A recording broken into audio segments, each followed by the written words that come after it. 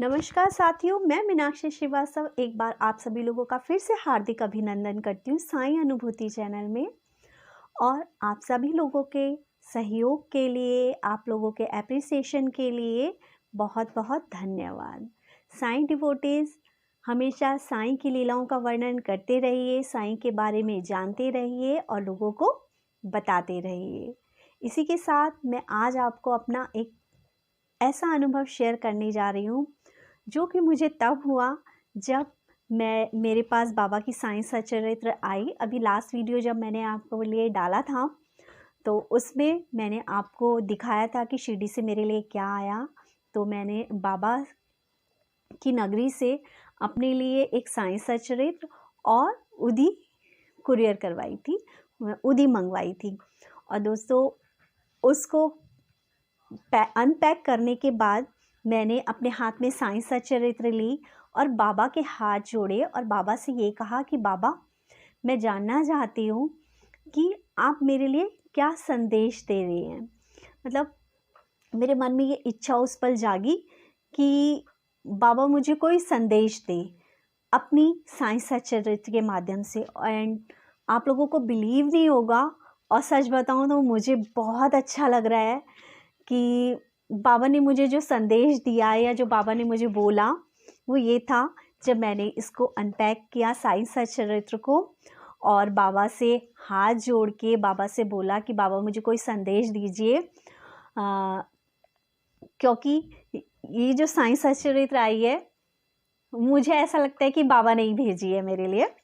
तो मैंने जब हाथ जोड़ के साई सच्चरित्र ओपन करी तो मेरे सामने जो लेसन खुला दोस्तों, वो अध्याय खुला है, अध्याय 20।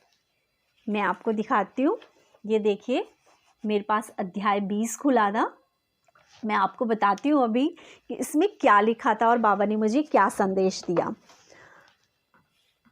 जो अध्याय 20 है उसमें श्री काका साहेब की नौकरानी द्वारा श्री दासगणों की समस्या का विलक्षण समाधान, अद्वितीय शिक्षा पद्धति, ईशोपनिषद की शिक्षा, उसके बारे में बताया गया है।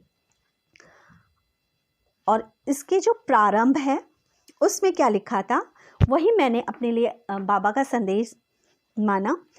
इसमें लिखा है, श्री साईं मूलतः निराकार थे, परंतु भक्तों के प्रेमवश ही वे साकार रूप में प्रकट हुए। माया रूपी अभिनेत्री की सहायता से इस विश्व की वृहत नाट्यशाला में उन्होंने एक महान अभिनेता के सदृश अभिनय किया है। आओ श्री साईं बाबा का ध्यान व स्मरण करें और फिर शिरडी चलकर ध्यानपूर्वक मध्याह्न की आरती के पश्चात का कार्यक्रम देखें।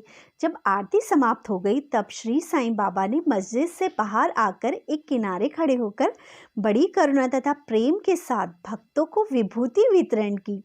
भक्तगण भी उनके समक्ष खड़े होकर उनकी ओर निहार कर चरण छूते और विभूति वितरण का आनंद लेते थे।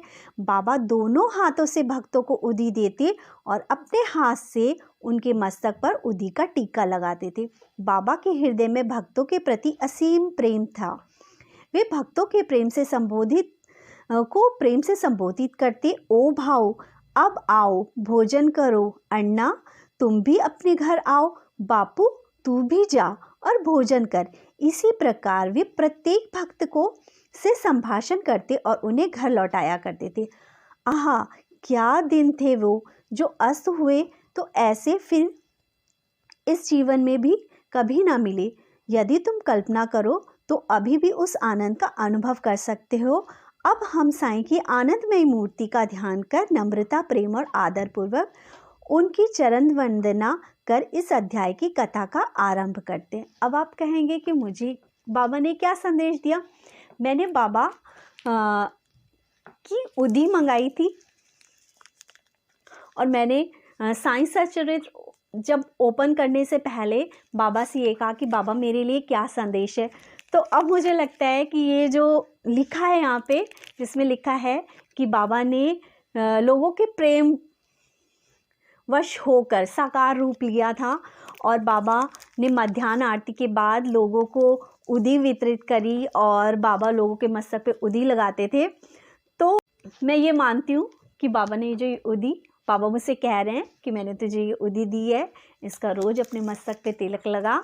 और मैं मानती हूँ कि बाबा ने ही मेरे लिए उदी भेजी है, इसीलिए बाबा ने मुझे अध्याय 20 ओपन करवाया, जिसमें बाबा ने बोला कि उदी है, अपने मस्तक पे लगाओ और इसे पानी में घोल के पियो, और अपने जो भी कष्ट हैं वो मैं तेरे दूर कर दूंगा। और मेरा बाबा पे ये अटूट विश्वास है कि बाबा हमेशा मेरे साथ हैं, हमेशा मेरी परेशानियां दूर करते हैं।